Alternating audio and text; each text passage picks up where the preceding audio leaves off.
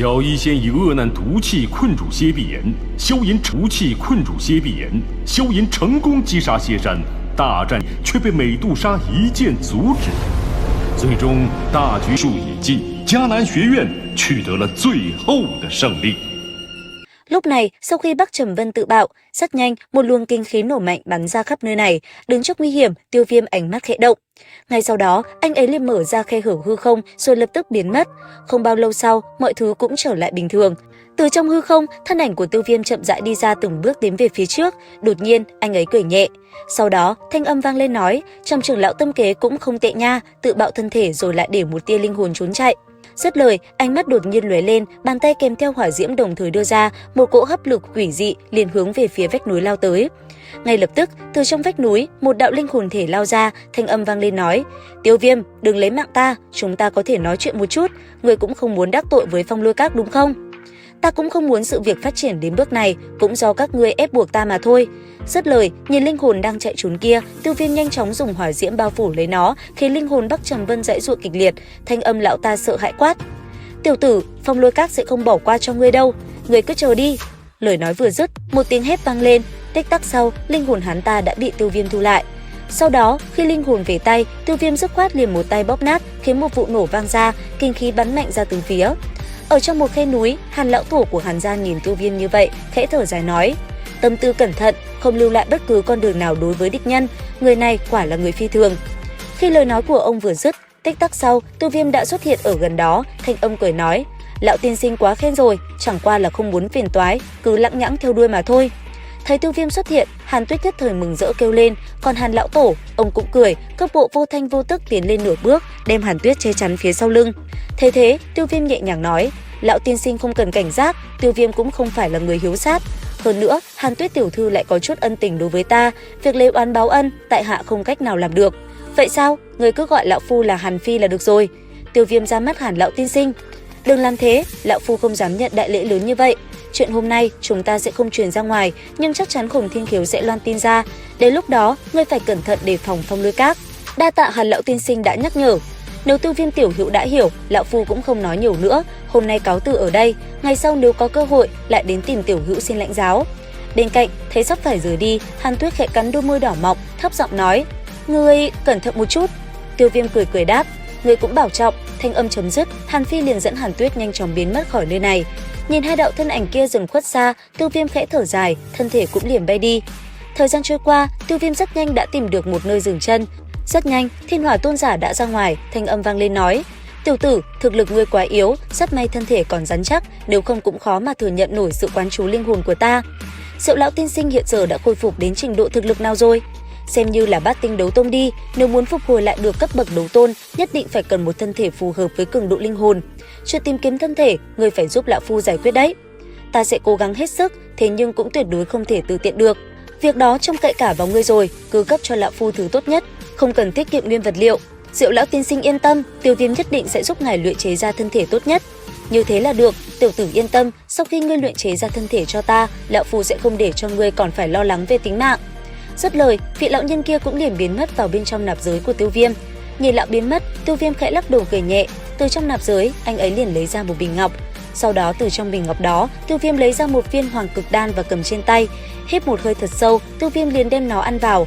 Hoàng cực đan vừa lọt vào miệng, ngay lập tức hóa thành một luồng hơi ấm áp, dược lực mênh mông như thủy triều tràn vào trong thân thể Tiêu Viêm. Theo cỗ dược lực mạnh mẽ tràn vào, khóe miệng Tiêu Viêm cũng hơi run rẩy. Cứ thế, anh ấy ngồi im, hai mắt nhắm chặt ngồi tại chỗ. Nhất thời, khi Tiêu Viêm bước vào nhập định, nơi đây cũng dần trở nên yên tĩnh, chỉ có duy nhất Địa Yêu Khôi vẫn còn giữ vững cương vị bảo vệ. Cũng trong lúc đó, ở tại Bắc Lôi Tháp, ngồi ở vị trí trung tâm, các chủ Bắc Tháp là Phí Thiên, sau khi cảm nhận được ngọc bài của Bắc Trầm Vân bị phá nát thì giật mình. Ngay lập tức, lão ta liền sai ba tên trưởng lão khác là Phong Lôi Điện đi tìm kiếm tung tích về việc mất tích của Bắc Trầm Vân. Ba lão giả vừa biến mất, trong đại điện lại trở nên vắng lặng, an tĩnh. Chậm rãi hiện ra, Phí Thiên lạnh lùng nói: "Dám ở nơi này đụng đến người của Bắc Lôi Các, thật đúng là to gan, nếu không đem chúng bắt về, e rằng sẽ bị hai tên gia hỏa kia cười vào mũi." Dứt lời, đạo thân ảnh kia cũng liền biến mất. Thời gian cứ thế qua đi, Tiêu Viêm rốt cuộc cũng tỉnh táo trở lại. Bất chợt, trên người anh ấy bộc phát ra một luồng kinh khí đầy mạnh mẽ. Giờ khắc này đây, theo Tiêu Viêm cảm nhận, chính mình nhờ có hoàng cực đan, thực lực đã liền gia tăng đến cửu tinh đấu hoàng, chỉ còn một bước nữa là có thể chân chính bước vào cánh cửa đấu tông. Nắm chặt tay, Tiêu Viêm mạnh mẽ đánh ra một quyền, nhất thời không gian trước mặt xuất hiện một tiếng nổ mạnh sắc bén. Thu hồi ngọc thủ, Tiêu Viêm hít sâu một hơi lẩm bẩm nói, trước khi lấy mạng Trầm Vân, chỉ sợ Phong Lôi Các sẽ không từ bỏ ý đồ. Có lẽ bây giờ phải tìm thành thị có không gian trùng động, rời khỏi nơi này, nhanh chóng đột phá, đó mới là chuyện trọng yếu nhất. Dứt lời, thu lại địa yêu khôi, Tiêu Viêm thân hình cũng liền phóng đi. Không lâu sau, khoác trên mình chiếc áo bào đen, Tiêu Viêm rất nhanh đã có mặt ở tại Thiên Bắc Thành. Đi trên đường, Tiêu Viêm phát hiện nơi đây dán đầy những tấm hình truy nã. Trên đó, mục tiêu của tờ thông báo truy nã này chính là bản thân mình. Xung quanh có không ít người đang bàn tán, nghe qua lời của bọn họ, Tiêu Viêm bất chợt nhíu mày. Điều này cũng bởi anh ấy nghe được tin tức Hàn gia đã bị người của Phong Lôi Các bao vây. Nghĩ tới đây, Tiêu Viêm tức giận, hai tay nắm chặt lại. Sau đó, anh ấy lẩm bẩm nói, Phong Lôi Bắc, các ngươi ép ta phải đi ra, vậy thì như các ngươi mong muốn đi. Tiểu tử, ngươi định đến đó sao? Đại trượng phu có việc nên làm, có việc không nên làm, việc này là do ta, không thể khoanh tay đứng nhìn. Lời này thật ra nói không sai, tính cách của ngươi rất hợp với lão phu, đáng tiếc ngươi lại có lão sư rồi, người kia hắn lựa chọn đệ tử quả thực không sai. Diệu lão tiên sinh quá khen rồi, một khi đã như vậy, chúng ta đi. Yên tâm, có lão phu tại đây, chỉ cần không gặp phải đấu tông đỉnh phong, ta đều có thể bảo vệ ngươi. Một khi đã như vậy, vậy đa tạ Diệu lão tiên sinh. Dứt lời, cốt dược sau lưng Tiêu Viêm rung lên, thân hình nhất thời hóa thành một tia lưu quang lập tức bay đi. Cũng trong lúc đó, ở tại Hàn gia, một bầu không khí âm u đã bao trùm toàn bộ nơi đây. Bất chợt, hình bóng Hàn Tuyết không ngừng đi ra rồi lại đi vào. Thế thế, Hàn Nguyệt thở dài nói, Tuyết Nhi, người mỗi ngày đều chạy tới chạy lui ngồi ở nơi này sao? Tỷ tỷ, người nói hắn sẽ đến ư? Ta cũng không biết nữa. Ta lại hy vọng hắn đừng tới, vì Phong Lôi Bắc Các, bà lão gia hỏa này làm cho ngay cả Thái gia cũng cực kỳ kiêng kỵ. Tuy nói rằng Tiêu Viêm cũng rất mạnh, nhưng sợ vẫn không phải là đối thủ ba cái lão gia hỏa kia. Thật sự nếu hắn không đến, người sẽ không thất vọng và cảm thấy mình nhìn lầm người sao?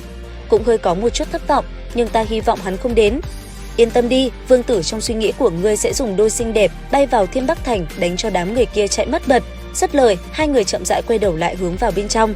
Thế nhưng, bất ngờ vào lúc đó, trên bầu trời, trong cơn mưa tầm tã, một đạo sấm sét mang theo lôi điện đột nhiên đánh mạnh xuống. Thấy vậy, Hàn Tuyết kinh ngạc, nàng lập tức xoay người lại, theo ánh mắt nàng nhìn lên, chỉ thấy Tiêu Viêm đứng sừng sững giữa trời. Nhìn Tiêu Viêm, Hàn Tuyết khẽ nói, là Tiêu Viêm, hắn thật sự đến đây. Theo thanh âm nàng chấm dứt, phía xa kia có rất nhiều thân ảnh đã nhanh chóng lao tới bao vây Tiêu Viêm lại, thanh âm lạnh lùng nói, người tới là ai? Nghe cho rõ, ta, Tiêu Viêm. Thì ra là ngươi, chúng ta chở ngươi đã lâu, phụng mệnh trưởng lão, lấy mạng Tiêu Viêm, động thủ đi. Dứt lời, hơn 10 thanh trường thương màu bạc liền xuất hiện, thân thương chấn động thì liền xuyên qua màn mưa bắn thẳng đến Tiêu Viêm. Tiêu Viêm thấy vậy cũng chỉ cười lạnh một cái, hai tay giao nhau, một ngọn lửa màu xanh mênh mông đột nhiên bùng phát ra, đánh mạnh vào toàn bộ đám người kia, đem bọn chúng đánh bay, thân thể bọn chúng rơi xuống mặt đất không ngừng rên rỉ. Ở giữa trung tâm, thanh âm Tiêu Viêm vang lên quát, Phong Lôi Các cũng không có gì ngoài mấy tên râu ria này sao? Ba vị trưởng lão nếu như muốn bắt Tiêu Viêm ta thì nên tự động thủ đi. Từ sau khi ba người lão phu trở thành trưởng lão của Bắc Các, ngươi là tên hậu bối đầu tiên làm cho cả ba người chúng ta cùng nhau ra tay. Lời nói vừa dứt, ba đạo thân ảnh quỷ dị cũng liền từ trên không trung kèm theo lôi điện phóng xuống bao vây xung quanh Tiêu Viêm. Sau đó, bọn họ liền cùng Tiêu Viêm xảy ra một cuộc võ mồm hết sức gay gắt. Không lâu sau, Hồng Thiên Kiều cũng đã có mặt. Võ mồm một hồi, một cuộc chiến cũng liền nổ ra. Ngay lập tức, Hồng Thiên Kiều liền lao về phía Địa Yêu Khôi và cùng nó giao chiến vô cùng quyết liệt. Vẫn như trước, mỗi lần hai người va chạm, những vết rách lại lan tràn, kinh khí bắn ra tung tóe làm nơi đây như sáng bừng. Ở vị trí trung tâm, một lần nữa, năng lượng màu cam nóng cháy lại bạo phát, lực lượng ầm ầm gia tăng mạnh mẽ. Thấy thế, ba lão gia hỏa kia lôi điện phóng ra, đồng thời công kích trên tay liền phóng thẳng về phía Tiêu Viêm. Cứ thế, một cuộc chiến hết sức căng thẳng diễn ra, lấy tốc độ như tia chớp, bốn đạo thân ảnh thay nhau va chạm, từng vụ nổ bạo phát. Giữa không trung, công kích không ngừng lao tới làm thân hình Tiêu Viêm phải lướt nhanh, Tam Thiên Lôi Động cũng phải thi triển toàn lực. Sau một hồi, Tiêu Viêm cũng không thèm chạy trốn nữa, hai mắt anh ấy bất chợt lóe lên, màu cam nóng cháy bao trùm lấy cơ thể. Thấy vậy, đám người kia cũng liền thủ lại, bàn tay bắt đầu kết ấn tạo ra một tầng trận pháp bao trùm nơi này lại. Và liệu rằng diễn biến tiếp theo của tập 95 sẽ còn gì hấp dẫn? Theo dõi kênh vào chủ nhật tuần sau để biết thêm chi tiết nhé. Xin chào và hẹn gặp lại!